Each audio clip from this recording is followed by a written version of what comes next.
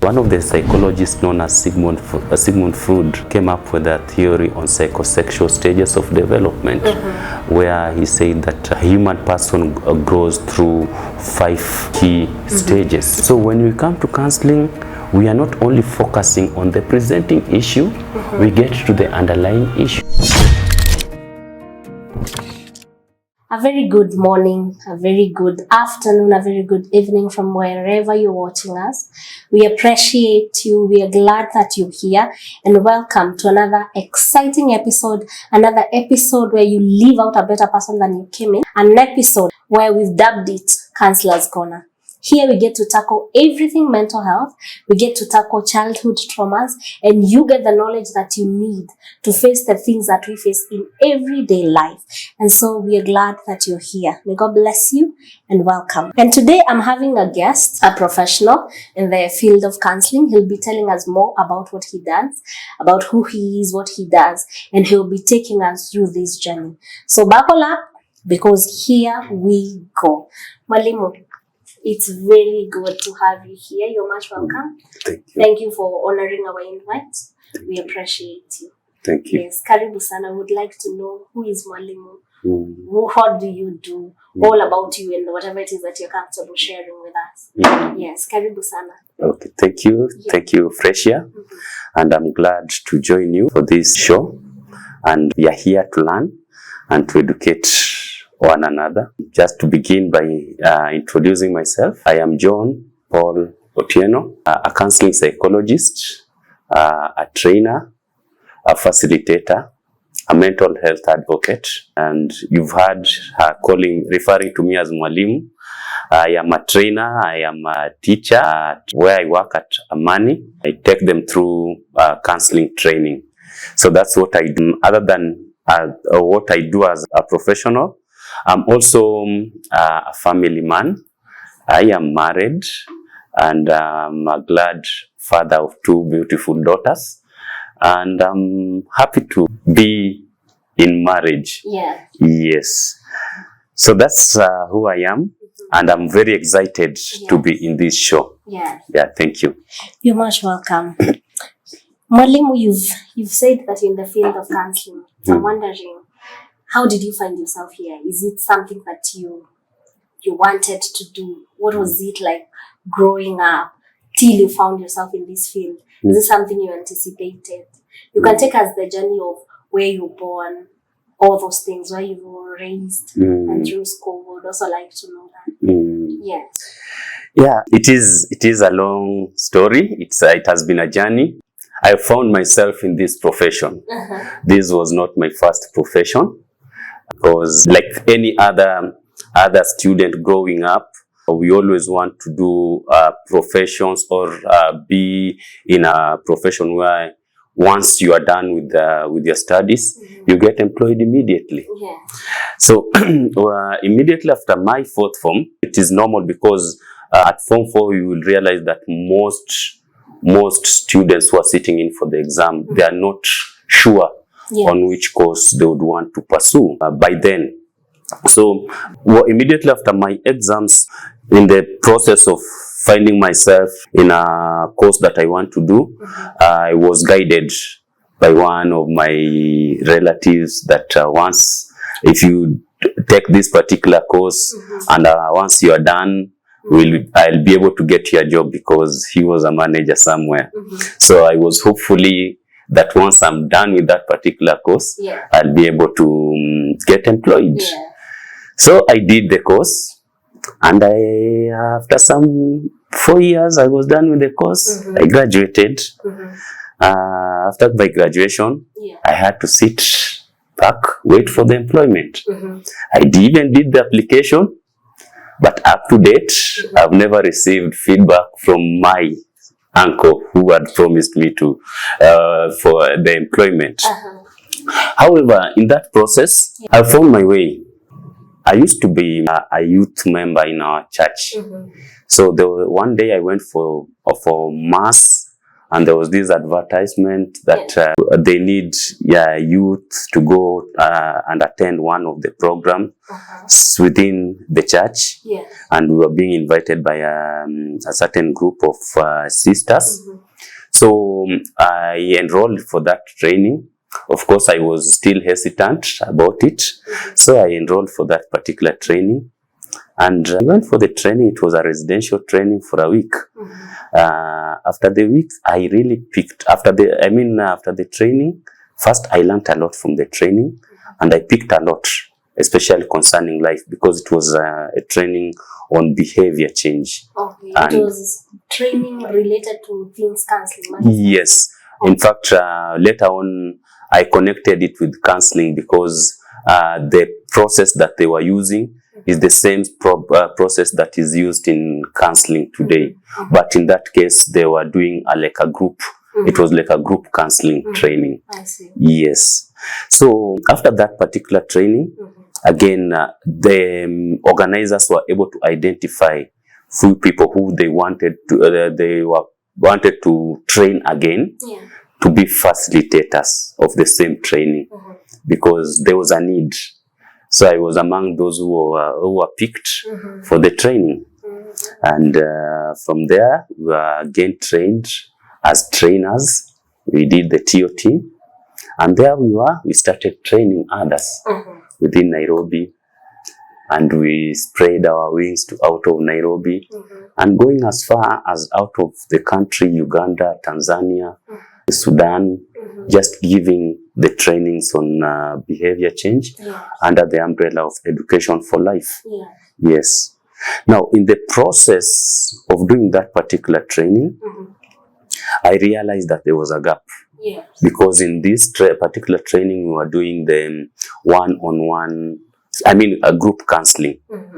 But after the trainings, I could get a number of participants coming to that they need one-on-one counseling.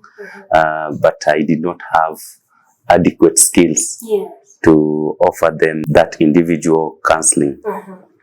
So it was a challenge to me. And I worked for that particular group organization for a number of years. And at some point, we had to part ways because of some reasons here and there. So when we parted ways, I thought of filling the gap that I picked from the trainings. And that's why I enrolled for counseling training. So it was a journey of ups and downs. And here I am today, a professional counselor, registered under the Counselors and Psychologists Board, and licensed to be a counselor. Yes. You've also asked about my way I've grown up. My upbringing from a very humble family, and I was brought up in Nairobi, in one of the estates in Nairobi. And there are a lot of challenges concerning young people in that particular environment. Because I remember even some of my friends ended up being in gangs. Some were killed. Of course, some of us who were able to find their way became up better person. So that's a bit about my history. I have a long history, so maybe next time, if we have enough time, we'll be able now to talk about me as a person. All right, I hear you, Mali. Maybe you've mentioned something about the people you grew up with and the challenges you grew up around. There's someone watching us right now, and maybe they're in one of those estates where there is such history. How did you maneuver your way to avoiding getting into those gangs, getting into crime? Maybe there's someone who is asking themselves, how do I make it? How did you maneuver your way? I think it is a personal choice. It is a personal choice because you just have to choose how you want your life to be. And that's what I did personally. As I said, I was in a church group, and I every time during my free time I could spend most of my time in church. If not in church, then I'd be in the grounds playing football. And so it was just a matter of choosing, and also choosing your friends wisely, and also being firm on the choices that you've made, and who you want to relate with. So it is a personal decision. So there's a need for someone to avoid being found in such places where they're cornered. You need to spend your time wisely and avoid being idle every other time when you're growing up in such contexts. You know, there are some things that you cannot avoid. You are already in that environment. And you cannot avoid your neighbor. You cannot avoid your friends, people whom you are your age mates. But within that particular setup, as I've said, it is you now to be able to choose who can be. You know, you can have as many friends as possible. But there are these people whom you can always refer to as true friends, whom can always support you and guide you. And of course, also emphasizing the aspect of the upbringing, the spirituality, and also maybe to the parents who are watching. The parents are also important in this aspect, because your parenting style is also key in helping one to overcome the challenges, especially the childhood challenges. So as a parent, we need to be also there for our kids. I really thank and appreciate my parents, because they were, as I've said, I'm from a humble and a very Christian family. So my parents were more churchgoers. And anytime they could find us home without going to church, it would be a punishment. And it was a strict family, and they guided us well, and they taught us to be respectful. And through the church, we also learned a lot, because it helps us to understand how to relate with people around. Yes. I hear you. And Mwalimu, allow me to take you back. There's something you've mentioned about the course that you did through your uncle. There's someone who is watching and they've been forced into a course. What did you feel when you've been made to go a course for 4 years, yet nothing came out of that course? I don't know whether you got to use the course or that was it. What were you feeling then? As I speak, I've never used that. I've never applied the skills that I learned in that particular course.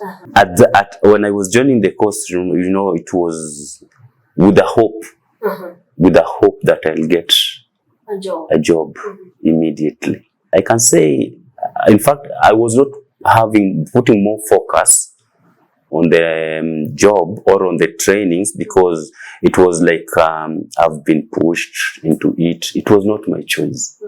It was not my choice. So I was just doing it for the sake of doing and getting a job.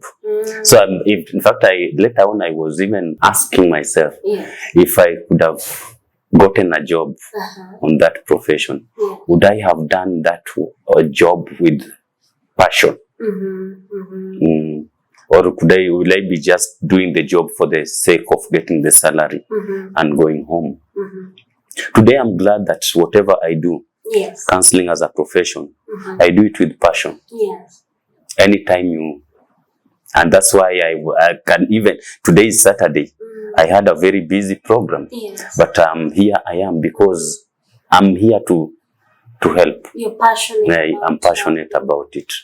Yes. I hear you, Mwalimu. We've been saying counseling, and I remember in primary school we had an office that guidance and counseling. Mwalimu, what is counseling really, in a layman's language? In a layman's language, before I respond to your question, allow me to begin by quoting a guy called Scott Park. Scott Park said that problems do not go away. They must be worked through, or else they remain forever a barrier to your personal growth and development. So what he meant that if you have a challenge, if you have a problem, it will not go away. It has to be worked on. So allow me to connect it to the my definition and helping us to understand what counseling is. Counseling is a helping process. It is a helping process, and it's also a helping relationship. And this helping process, helping relationship is between a counselor and the client. The client in this case is that person who needs help. Yes. So I've mentioned two areas. One, the process, and two, the relationship. In fact, let me put the word professional helping relationship. It should be a professional relationship, because when you talk of relationship, there are many other relationships. Yes. So it is a process because it is a continuous activity. Counseling is not a one-day event that you'll come, like going to the hospital ukiwa na malaria na kupatia dawa, and then you go and say, yeah, wow, I'm healed. It is a process, and that's why we take, when a client comes, we take them through the process, the 3 stages of counseling. Yes. It is also a relationship, because in the relationship, the client is able to trust you. It is a trusting, helping relationship, because it is through trust that you can open up and share with me the struggles that you have, the challenges that you have. So first, as a counselor, we need to create that conducive environment for someone to trust you with the issues. And when you get to the counseling setup, the counselor has the skills to help you have that conducive space where you can share your personal issues. Again, relate to counseling. It is not primarily dealing. It's not primarily dealing with mental issues, because many people will feel like counseling is only for those people who are struggling with mental issues. Allow me to say that counseling is for normal individuals. A normal person who is facing the normal life challenges, normal life issues, normal struggles that are involved in their families, the domestic areas, the workplaces, and even their lifestyles. So counseling is for normal person with normal life issues. It is not for mentally ill people. You know, there are many misconceptions out there. Counseling is, if someone hears that I'm going for counseling, they're wondering, are you okay? What is happening? They think maybe I have psychiatric issues. These normal challenges that will bring me to counseling room, what are they? Because I might think, for me, I think I'm good. I don't need counseling. Counseling is for the quote unquote sick people. Who is this client, and why are they coming here? Yes, maybe you can give examples of the challenges that I might meet with. Allow me to quote one of the psychologists known as Susan Gilmore, who says that people struggles in 3 areas: work, relationship, identity. These are normal things that people struggle with. And this brings up the aspect of the normal issues, the relationships. And the relationships could be family relationships. How do you relate with your family members? And this relationship could have been contributed by other things. Maybe the struggles that you had. Like maybe you had pressure at your workplace. Your boss has stressed you up, and then you carry it back to your family. It brings out conflict within the family setup. So that's one of the struggles. We are struggling. The economy has pushed us to the limit, and we are struggling with the issue finances, issues work, issues family, issues our upbringing children, and many others. And again, there are some aspects of traumas that we've gone through, Yes. knowingly, unknowingly. So we've gone through a number of challenges, a number of traumas that also makes us struggle, Yes. and many other areas. Yeah. Of course, bring in the aspect of relationship other than the family relationship. How do you relate with people at work? How do you relate with your social relationship? Again, we also struggle with personality issues. Yes. Because the sometimes we struggle that we want people to do things the way we want to see them being done. But we are all unique, and we do our things differently. Yeah. So that one can also bring conflict. So then just the normal issues, as I've said, normal issues, like work, relationship, drugs and substance abuse, loss and grief. Yes. And when we talk of loss and grief, again, let's also not just focus or limit it to loss through death of a loved person. We go through a number of losses. Yes. For instance, if you shift a house, Yes. you move from one house to another, it is a loss. Before you adjust to the new environment, it is a loss. There's a time when I was taking my students through the topic of loss, I told them that I moved from one area to another, and I could find myself every weekend going back to that area just to be with my friends. So it is a loss. Yes. These are struggles. It can happen unconsciously. Yes. But you'll find yourself struggling. Yeah. Mwalimu, if I'm shouting, if I'm having trouble at work and I go back home and I'm shouting at people, is that something that can land me into a counseling room? Yes. It is. So it's just the normal challenges. Just the normal challenges. You've mentioned trauma. There's something watching and they don't know what is trauma. Maybe you can help us. And we've been throwing words around. Childhood traumas. We don't even know what is trauma. Trauma is an emotional pain. In a layman's language, it's an emotional pain. Yes. Where maybe something has happened and it causes that emotional pain in you. Yes, and it can make you not to able to function normally. Through that pain, you are not able to think in a better way. You're not in touch with your feelings. You find yourself behaving in a very weird way. So these traumas basically is an emotional pain, and we go through these traumas in our day-to-day lives. Yes. Can you give us an example of what trauma is? Yes. An example. Or how I project it to people. Even if I have it, I might not be aware, but I project something to someone and you can pinpoint this one is dealing with trauma. Now, let's say you've lost your loved one.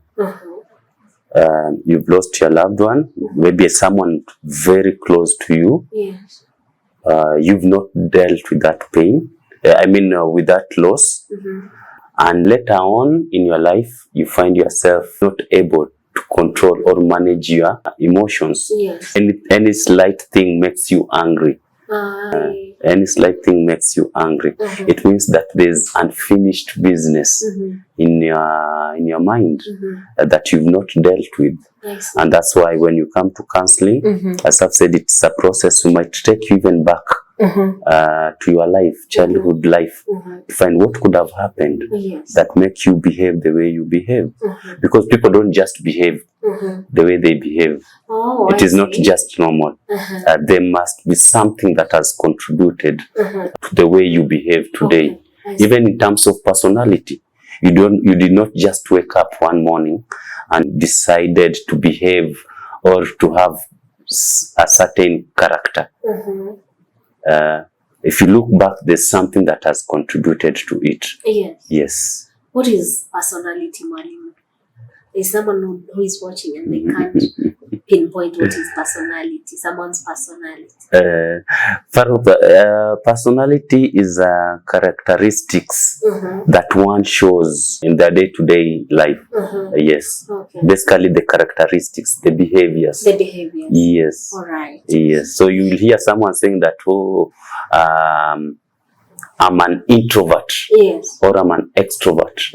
So an introvert is that person whose character, when they like to be alone, they would like to hold on to things. They are not talkative. They are reserved. They are reserved people. Yes, and like the opposite, the extroverts, people who are very outgoing. Yes. That is us, so right? Some of these personalities I've just mentioned, but there are other characters that you can also pick. You can pick, like allow me to use a character of a perfectionist. Because we have people who are very perfectionist. Yes. The things have to be done in order. That one did not just happen. In fact, in psychology, we refer to it as something that you have learned, or something that you picked when you were young. Because one of the psychologists known as Sigmund Freud came up with a theory on psychosexual stages of development, where he said that a human person grows through 5 key stages. And at every stage, there's what he referred to as fixation. So this person who is a perfectionist, according to to Freud, he says that this person was fixated when between the age of 1.5 and 3 years, because there are things that maybe did not happen well, where he got fixated. Remember, at that particular age, it can also be referred to as a toilet training age. If you had a very strict upbringing, then you can end up being a perfectionist.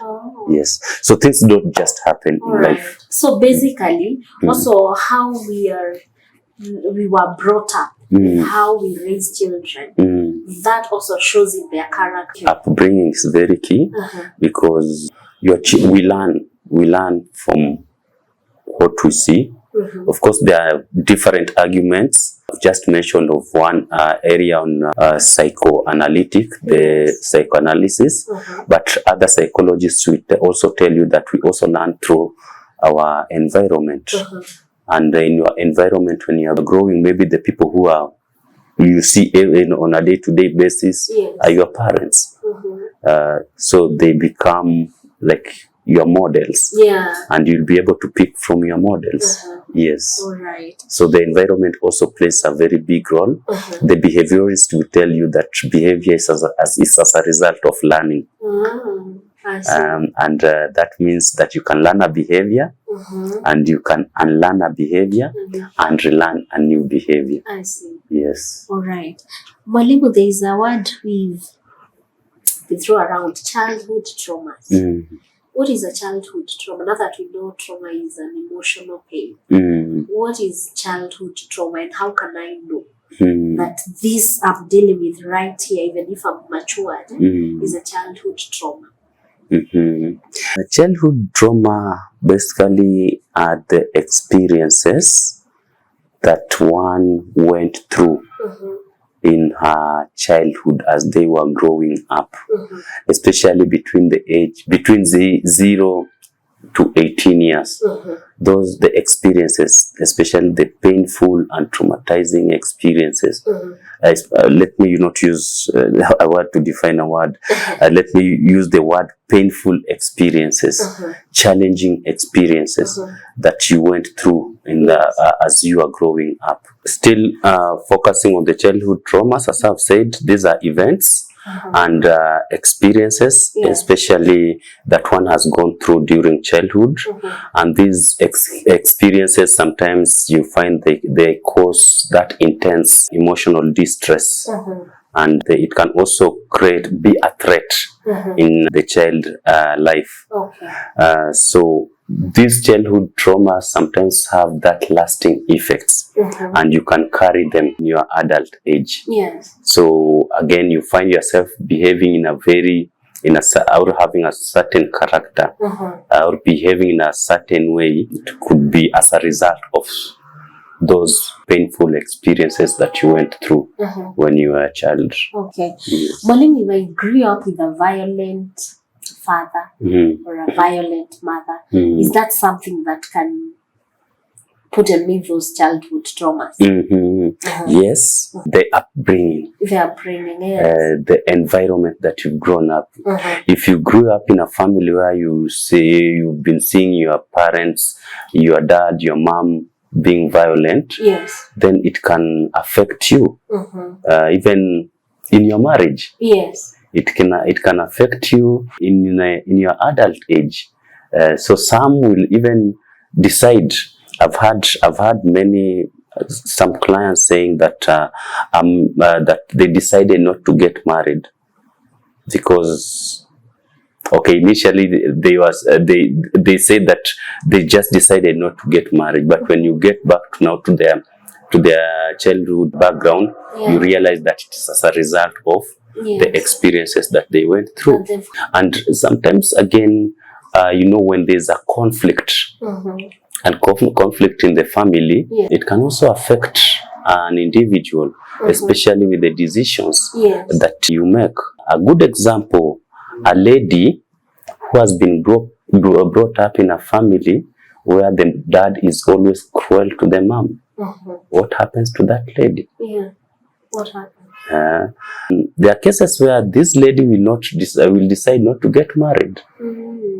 Or you'll find that this lady getting married, and because he missed that fatherly touch when she was growing up, she wants that fatherly touch, to get the fatherly touch from the husband. Which will mean conflict. Which now will bring conflict in marriage. I see. Yes. So that's a good candidate for counseling. Yes, that's a good candidate for counseling. Sometimes they would want someone get married and they see their parent, their father, in their spouse. In the spouse. Wow. You are seeing your mom in your spouse. You are seeing your father in your spouse. Yeah. So, Mwalimu, if I'm hearing you correct, that means many divorces can be avoided if we can get to tackle the things we are dealing with, the things that we've picked up growing up and all those things. Yeah. So sometimes if I don't know what I'm dealing with, if I come to counseling today and I share my story, will I be helped? This is what you picked. This is what you picked, or how can I go about it? Yes, because sometimes I don't know what I'm dealing with. Now, we do encourage, especially those people who are getting married, to go for premarital counseling. Yes. It's very helpful because in premarital counseling, there are things that we are going to process. I see. Including the childhood traumas, which sometimes, if maybe you are getting married in the church, will not be focused on. So when you come to we come to premarital counseling, these are some of the issues that we are going to handle. Because you've talked about divorce. Yes, there are a number of people today you find they get married, and after a few days, few months, they want a divorce. Yes, there are a lot of things that are happening in our marriages today. Other than just the childhood traumas, there are many things that contribute to divorce. Yes, and all these things will be handled well when you go for premarital counseling. I see. Yes, so I don't just want to pin it to the childhood traumas, but there are a number of reasons why people get today they are rushing for divorce. I see. Wow, Mwalimu, who should go for counseling? Counseling is for everybody, and allow me to say it is for all.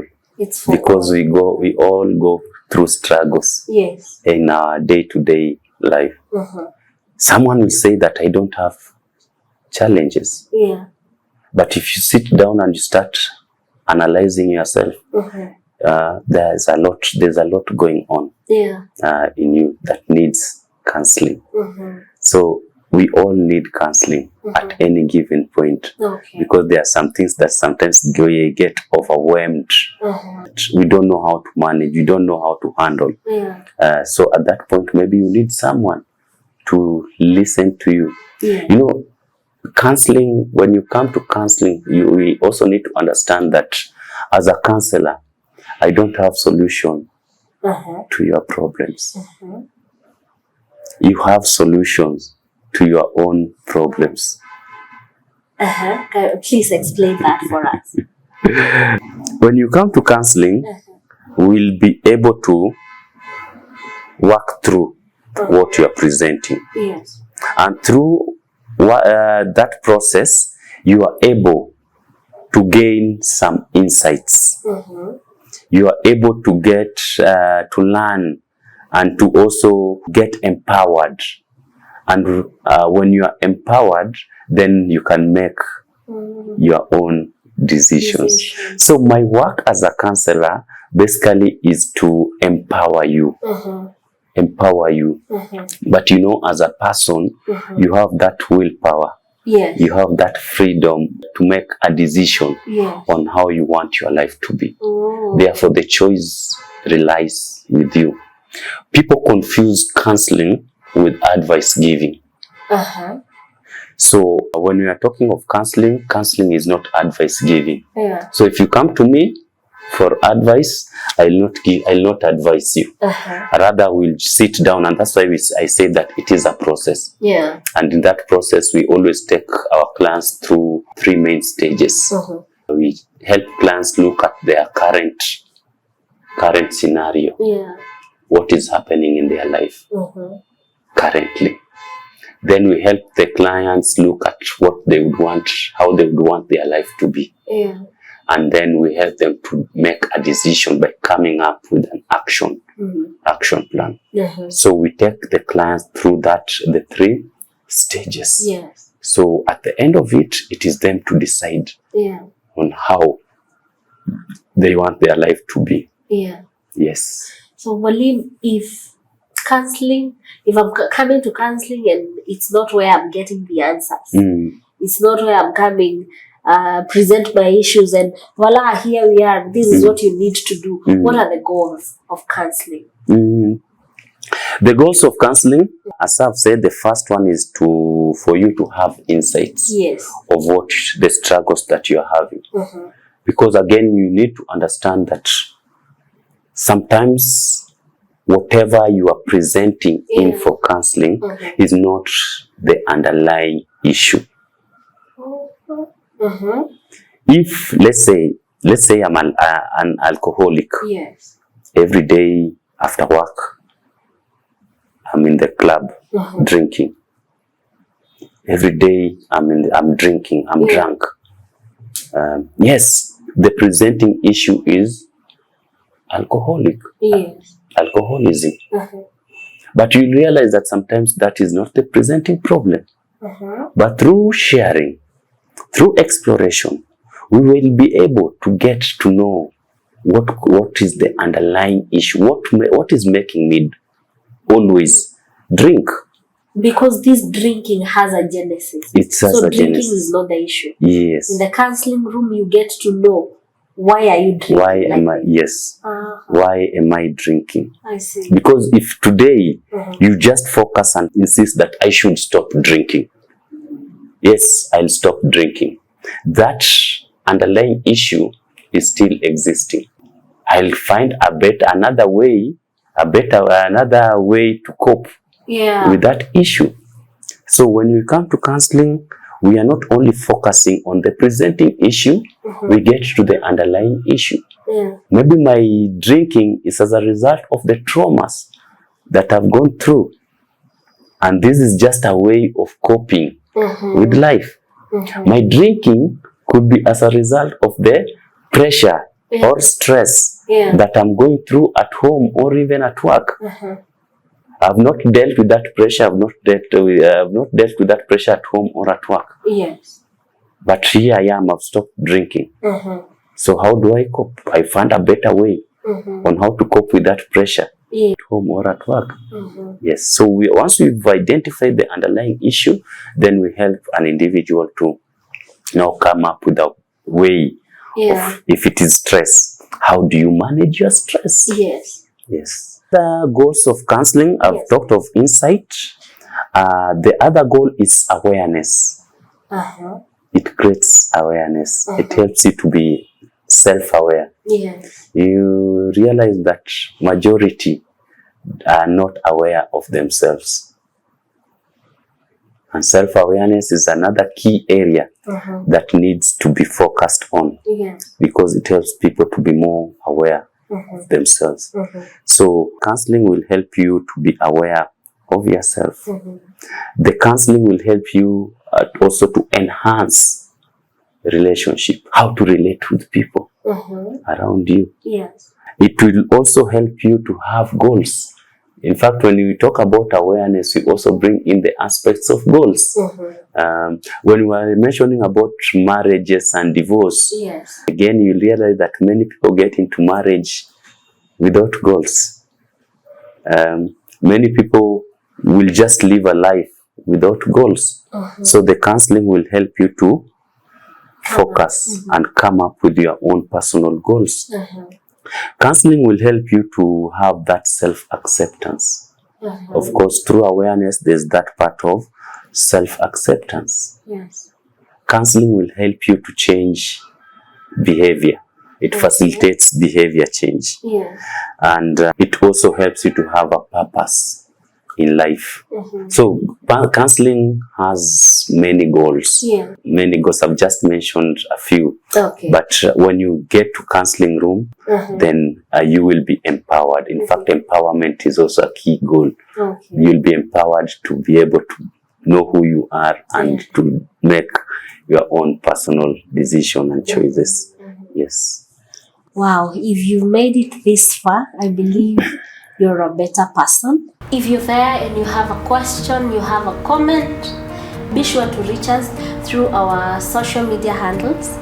That is Facebook at restoredtv254. Our email is restoredtv254@gmail.com, and you can also comment under this video. Comment below with your question, with your comment, and we will get back to you as soon as possible. I'll repeat, Facebook, it's restoredtv254. Email restoredtv@gmail.com. And you can also comment below and we'll sure get back to you. Be sure to catch us on our next episode for you to be enlightened the more. See you in our next episode, and bye-bye.